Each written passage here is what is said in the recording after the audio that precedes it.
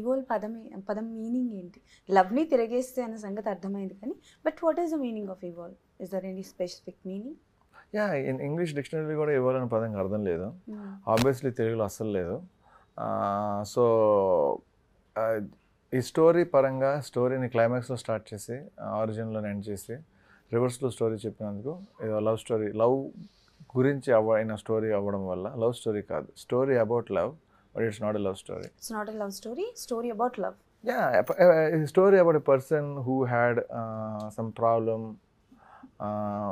during because of love. Cause of love. Yeah. So and it's a girl who had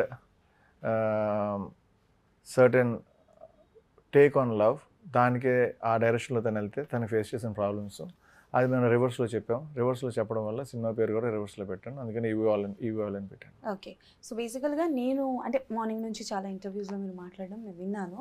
so మీరు ఏం చెప్తున్నారంటే ఒక అబ్బాయి ఒక అమ్మాయికి కమిట్ అయిన తర్వాత కూడా వేరే పర్సన్తో రిలేషన్ పెట్టుకుంటే ఎలా అయితే అమ్మాయిలు యాక్సెప్ట్ చేస్తారో అలానే ఒకవేళ అమ్మాయి చేస్తే ఎలా ఉంటుంది అన్న పాయింట్ ఆఫ్ వ్యూలో తీసాను. And it's and women centric movie అని అంటున్నారు.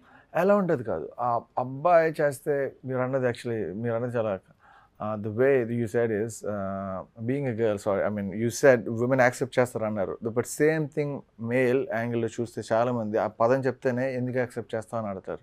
సో ఎవరైతే యాక్సెప్ట్ చేస్తారో